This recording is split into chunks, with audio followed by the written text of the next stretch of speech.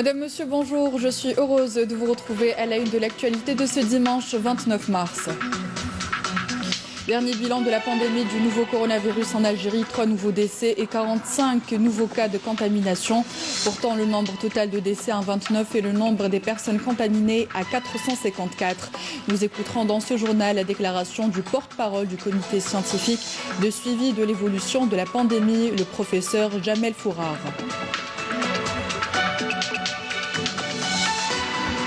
Médecins scientifiques proposent tous le passage rapide au traitement des personnes touchées par le Covid-19 à la chloroquine et un large dépistage ciblé des contacts directs de ces mêmes malades. Nous les écouterons dans cette édition.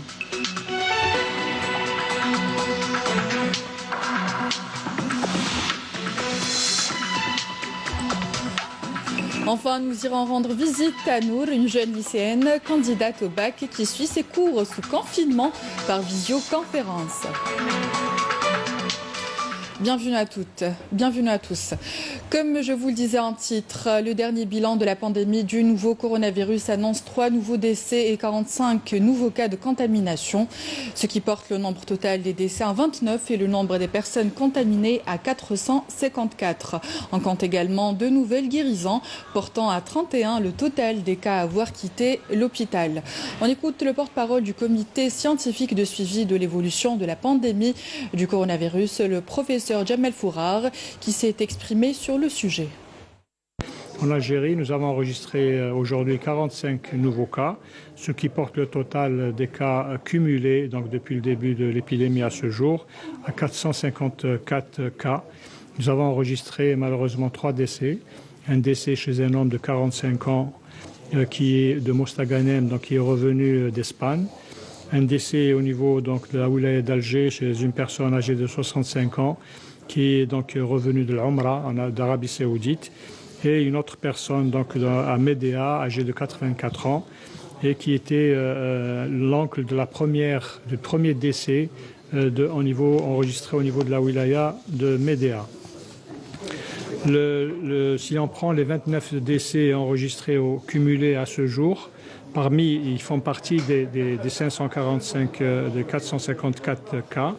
Nous voyons que 55% des décès sont enregistrés au niveau donc, de 3 wilayas qui sont Alger, Blida et Tizi Ouzou. L'âge moyen des décès est de 64 ans. Et nous avons quand même des bonnes nouvelles puisque aujourd'hui nous avons 2 personnes qui sont guéries, qui sont sorties, qui ont quitté l'hôpital. Donc c'est une personne à Biskra et une personne à Bouira. En fait, pour terminer, les gens savent tous qu'il n'y a aucun traitement. Donc nous avons commencé le traitement des cas modérés et sévères. Mais nous répétons également toutes les recommandations qui doivent être respectées par la population, à savoir les règles d'hygiène individuelle et générale, et également de rester chez eux, confinés pendant ces jours-ci, du fait donc pour d'une part arrêter la transmission, également se protéger et protéger leur famille. Donc la responsabilité de tous est engagée, quels que soient les efforts que fait le ministère de la Santé et l'État d'une manière générale. Si le citoyen ne se prête pas donc, aux règles d'hygiène et également aux règles du confinement, nous aurons beaucoup de problèmes donc, à surmonter. Donc je fais un appel encore une fois aux citoyens de respecter tout ça de manière à pouvoir arrêter la transmission et endiguer l'épidémie, Inch'Allah. Merci. De son côté, le ministre de la Communication, porte-parole du gouvernement Ammar Belhimer, a tenu à saluer les efforts de l'ensemble des médias pour la sensibilisation de la population sur les dangers du coronavirus et le respect des normes d'hygiène et de sécurité afin de permettre d'endiguer rapidement la progression de cette épidémie. On l'écoute ensemble. Je voudrais, au nom du gouvernement algérien et de la commission scientifique dont je fais partie, chargée du suivi de la situation sanitaire dans notre pays, présenter mes vifs remerciements à la famille de la presse écrite, audiovisuelle et électronique pour les efforts qu'elle accomplit quotidiennement en vue de sensibiliser les citoyens algériens aux fléaux qui menacent notre pays. D'autre part, je voulais insister sur les efforts entrepris par le gouvernement algérien pour assurer l'équilibre entre le maintien de l'activité économique dans sa partie production et distribution d'une part et la mise en œuvre des mesures de sauvegarde sanitaire requises par le confinement et les mesures d'hygiène proposées par les spécialistes. Je voulais également insister en troisième lieu sur nos solidarités requises de la part des citoyens et qui commence à trouver sa première expression dans les manifestations de soutien financier en produits matériels dans le cadre d'une action citoyenne qui prend de plus en plus d'ampleur. Et puis ce message du professeur Ahmed Taleb El-Ibrahimi, un message dans lequel il appelle à la solidarité nationale. Il affirme, je cite, « Nous ne pouvons que faire prévaloir l'esprit de solidarité nationale et de faire preuve de discipline et de patience tout en se tenant aux orientations des autorités sanitaires du pays et des médecins et spécialistes que je salue à cette occasion pour leur sacrifice. Nous devons nous rallier autour des efforts consentis par les deux secteurs public et privé en vue d'endiguer cette pandémie, qu'Allah nous en préserve et ce en respectant les mesures préventives plus que nécessaires en cette période, à l'instar du confinement et de la réduction des déplacements. Le professeur Ahmed Taleb El-Ibrahimi a rappelé que ces mesures doivent être observées dans un esprit de fraternité, de solidarité et dans le calme, dans la discipline et la foi en Allah. Et il a appelé à ne pas sous-estimer les dangers de cette nouvelle épidémie dévastatrice et de ne pas se laisser entraîner par les discours alarmistes qui sèment la terreur parmi les citoyens convaincus en les capacités de les nations. Enfin, le professeur Taleb El-Ibrahimi a appelé à la vigilance, à la prudence et la prévention et à la patience qu'Allah nous a commandé. Après concertation avec le ministère de la Santé, un appel a été lancé hier par des experts lors de la conférence de presse quotidienne du comité scientifique de suivi de l'évolution de la pandémie du coronavirus en Algérie. Médecins et scientifiques proposent tous non seulement le passage rapide au traitement des personnes touchées par le Covid-19 à la chloroquine, mais également un large dépistage ciblé des contacts directs de ces mêmes malades. Karim Haïfa. Le ministère de la Santé a opté pour une concertation la plus large possible, une concertation qui a pour but d'améliorer la méthodologie de prise en charge de la pandémie en Algérie. Infectiologues et virologues ont proposé à ce propos des mesures à adopter rapidement, à savoir le traitement des malades testés positifs au Covid-19 avec de l'hydroxychloroquine. Le fait de traiter rapidement, d'élargir l'indication du traitement, un traitement disponible en quantité suffisante. 1. 2. Agir au niveau des personnes qui vivent au contact du patient, ce qu'on appelle les sujets contacts d'un cas index. Les traiter en chimioprophylaxie afin de briser la chaîne de transmission. Et là, dans les pays, je lisais un article d'un collègue à New York qui n'a pas attendu les autorités fédérales. Dans le comté de New York, il a eu 500 cas qu'il a traités rapidement. Les patients, il a traité rapidement l'entourage, 0 hospitalisation, 0 décès, 0 malade en réanimation. Selon les experts, le confinement est à ce jour insuffisant. Il faudrait rapidement passer au dépistage ciblé des contacts directs des cas testés positifs et les traiter le cas échéant, même s'ils sont asymptomatiques. Nous avons compris qu'il fallait agir vite. Confiner, c'est bien, ça permet de limiter la propagation, mais ça ne suffit pas. Il fallait, et c'est ce qui est passé aujourd'hui, aller à un dépistage largement ciblé, c'est-à-dire tous les contacts à partir d'un malade, tous ceux qui ont été en contact avec lui doivent être identifiés, isolés, et on a retenu le principe de les isoler dans des services hospitaliers, médicaux qui seront préparés à cela puisque nous avons le temps. Donc isolés, traités tout de suite, même s'ils sont asymptomatiques. Et il faudra agir rapidement pour contenir le pic de l'épidémie qui visiblement touchera le pays dans quelques semaines.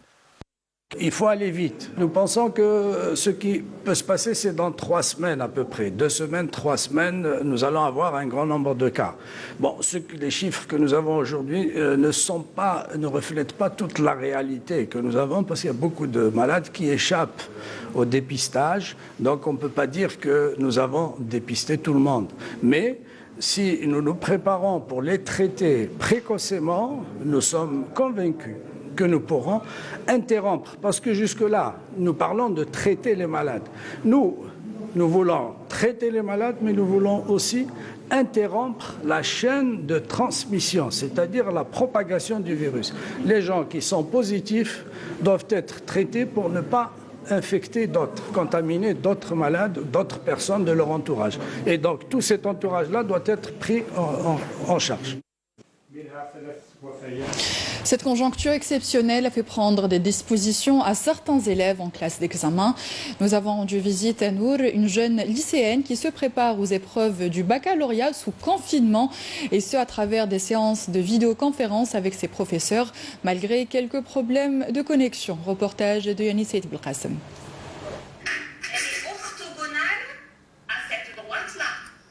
Depuis quelques jours, ce salon prend des airs de classe. Chez Nour, c'est l'heure des cours de maths, mais en vidéoconférence. À peine commencée, cette lycéenne rencontre quelques problèmes techniques. Elle n'arrive plus à se connecter.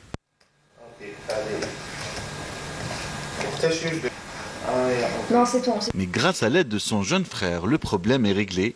Nour peut à présent débuter sa vidéoconférence. L'idée vient de mes camarades, enfin de toute la classe. On a un groupe sur un réseau social et on en discute souvent. Déjà qu'on a perdu la première semaine, sachant qu'on a pris 3 semaines de vacances comme tout le monde. On avait perdu la première semaine et on s'était vraiment rendu compte qu'on était en retard. On travaille comme si on était en classe et je pense que c'est beaucoup plus simple en fait de se dire, de se mettre dans la tête que nous sommes en classe. Donc on a des fois des moments où on rigole pour se détendre. Pour Nour et ses camarades qui passent le bac cette année, les cours par plateforme numérique ou vidéoconférence restent la seule solution, puisque depuis quelques jours, ils sont confinés chez eux. Quand on a l'habitude de travailler dans un plan, on remplace les cours d'eau. Avec les événements qui ont eu lieu ces derniers temps, donc on évite tout ça. Tout le monde peut avoir accès à cette application, tout le monde peut gérer ça à sa manière. Là, tout est OK. Je pense que si quelqu'un a une question, il la pose. Chacun a le temps de parler, chacun a le temps de s'exprimer, de montrer ce qui ne va pas et ce qui va. La prof nous explique à l'aide de son tableau. Comme partout dans le monde, ils sont nombreux à être concernés par la fermeture des établissements scolaires et à préparer leur examen d'État. Et les cours par vidéoconférence leur permettent de ne pas perdre le rythme en pleine année scolaire. Oui. Je fais le quotient justement. Je divise pas par quoi. 1 demi n'est pas égal à moins 1 sur 1 et n'est pas égal à 1 sur 0.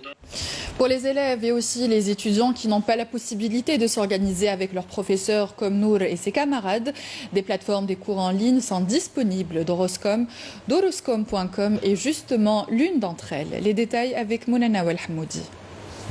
Un trépied, un ordinateur portable relié à Internet et la leçon du jour pour commencer sur Doroscom, une plateforme de e-learning qui permet aux élèves de suivre des cours à distance. Notre plateforme est destinée aux élèves, mais également aux enseignants. Elle permet de partager les cours à distance avec des milliers de collégiens et de lycéens de toute l'Algérie. Notre plateforme respecte le programme tracé par le ministère de l'Éducation nationale. Doroscom est une plateforme interactive destinée également aux étudiants. Ainsi, ils peuvent interagir avec les enseignants, poser des questions et partager des informations complémentaires. Cette plateforme est destinée à tous les étudiants universitaires et à leurs enseignants. Nous sommes en contact avec les chefs de département et les responsables de laboratoire pour les inciter à l'utiliser. ويتم حاليا العمل مع الأساتذة ومع رؤساء المعاهد والمخابر. Doroscom.com, un moyen pour des milliers d'étudiants de poursuivre leurs cours pendant cette période de confinement sans avoir à se déplacer. Les enseignants de la formation professionnelle et les stagiaires, ainsi que les stagiaires, quant à eux, marquent leur présence et apportent leur contribution en cette période de crise dans la fabrication de bavettes et de combinaisons de protection, de moins en moins disponibles sur le marché pour le personnel médical. Nakhla Al-Arbi. Ils sont nombreux, les centres de formation professionnelle à s'être lancés depuis le début de l'épidémie de coronavirus chez nous dans la fabrication de matériel médical. Cet institut a par exemple opté pour la confection des bavettes et des combinaisons de protection.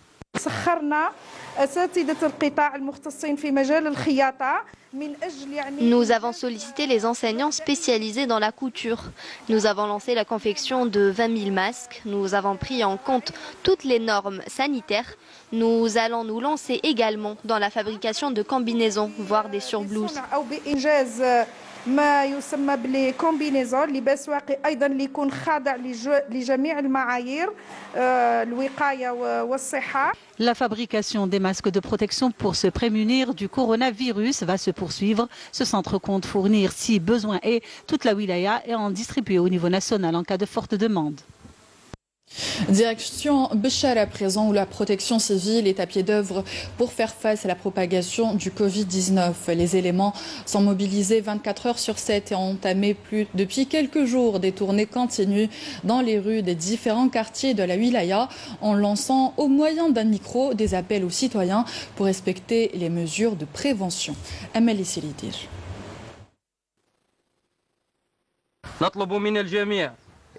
On vous demande de prendre toutes vos précautions pour faire face à la propagation du virus. Voici comment est devenu le quotidien des éléments de la protection civile de Béchar. En ces jours de crise sanitaire, ils sont mobilisés H24 pour réagir rapidement et efficacement en cas de besoin face à cette pandémie.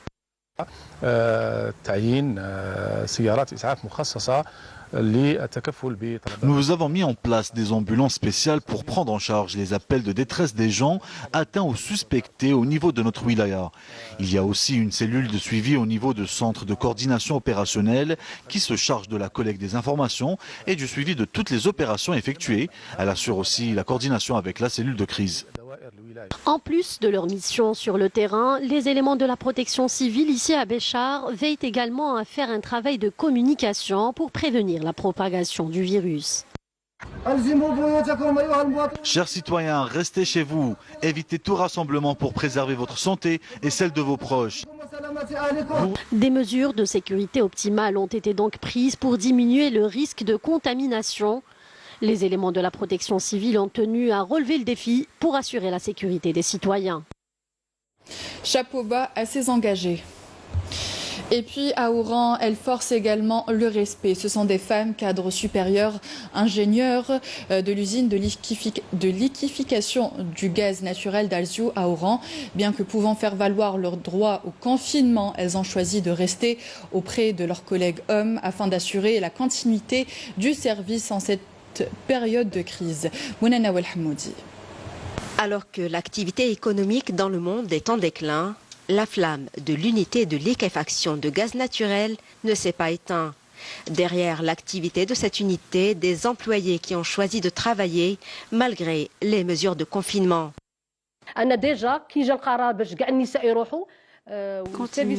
J'ai décidé de travailler malgré les mesures de confinement car mon service ne peut pas s'arrêter. Il y a beaucoup à faire. C'est vrai qu'il y a une pandémie et les gens doivent rester chez eux, mais ceux qui ont du travail doivent continuer de le faire. Myriam Safer est également ingénieure au département technique de l'unité. Elle accomplit ses missions habituelles malgré les mesures de prévention drastiques. Je suis responsable de mon équipe, je suis également responsable du contrôle des équipements de toute l'entreprise. Quand nous avons une charge de travail, nous devons l'assumer, quelles que soient les circonstances, notamment en ces temps difficiles. Alors que 120 employés de cette unité ont été libérés, seules 7 femmes continuent de travailler parmi le groupe. Même si le recours au télétravail n'est pas évident, elles sont déterminées à assurer le fonctionnement de cette unité, indispensable à l'activité du pays. Et puis ce communiqué du ministère de la Défense nationale dans le cadre de la lutte antiterroriste, un détachement de l'armée nationale populaire a découvert et détruit hier à l'Ardalia, wilaya de Buira, une casemate pour terroristes contenant une bombe de confection artisanale, des produits pharmaceutiques et d'autres objets. Dans le cadre de la lutte contre la contrebande et la criminalité organisée et dans la dynamique des opérations visant à endiguer la propagation du fléau des drogues dans notre pays, un détachement combiné à l'armée nationale populaire a saisi en coordination avec les services des douanes à Ain Aminas une grande quantité de kif traités s'élevant à 513 kg, tandis que des gardes-côtes ont saisi à Tementfoust, wilaya d'Alger, 2045 kg de la même substance. Dans le même contexte, des détachements combinés de l'ANP en coordination avec les services des douanes ont intercepté à Tlemcen et Oran un narcotrafiquant et saisi 136 kg de kif traité, alors que des éléments de la gendarmerie nationale ont appréhendé à Biskra un contrebandier à bord d'un camion chargé de 21 quintaux de tabac. Il convient de souligner que ces opérations menées hier et qui ont abouti à la saisie d'une quantité totale de kif traité s'élevant à 800 96 235 kg dénotent de la vigilance et de la ferme détermination des unités de l'armée nationale populaire et des différents services de sécurité à lutter contre le fléau du narcotrafic dans notre pays et contre toutes les formes de criminalité, et ce en vue des efforts fournis dans la lutte contre la propagation de la pandémie du Covid-19. À l'étranger, plus de 650 000 personnes à travers le globe sont désormais considérées comme contaminées par le coronavirus dans quelques 186 pays. Italie, pays le plus touché de la planète, Grande-Bretagne, France ou encore États-Unis ont fait le point dans le monde avec Yamina Saïdji. Les Londoniens continuent de passer du temps dans les parcs de la ville. Certains se rassemblent en groupe contre les directives du gouvernement, alors que le pays est placé en confinement pour tenter de contenir la propagation du virus, qui a contaminé le Premier ministre britannique Boris Johnson.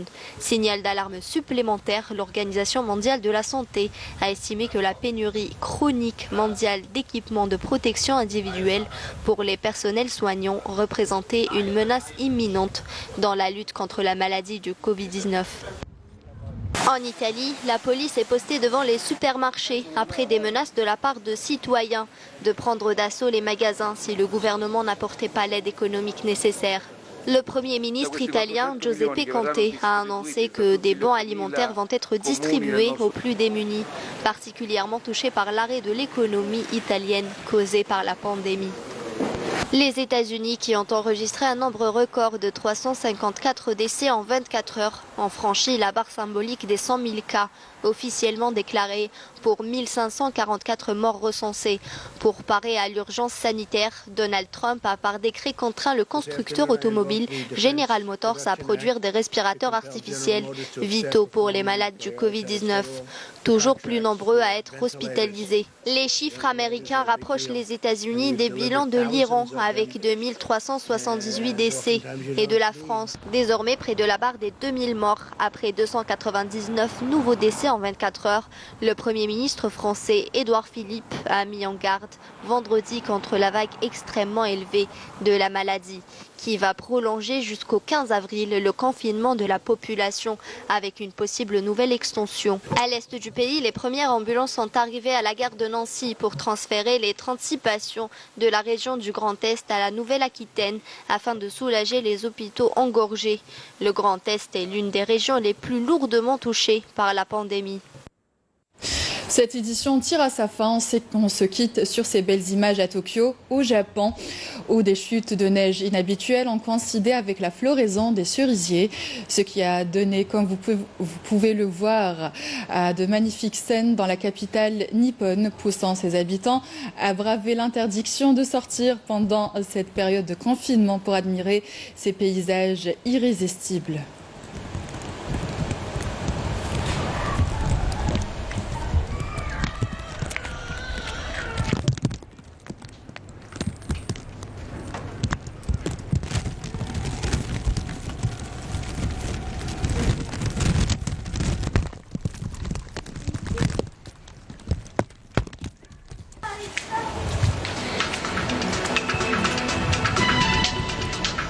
Des vues imprenables. Fin de cette édition. Merci à vous d'y avoir prêté attention. Merci à la rédaction de l'information ainsi qu'à l'équipe technique. Excellente journée à tous et bon appétit si vous êtes à table. Au revoir.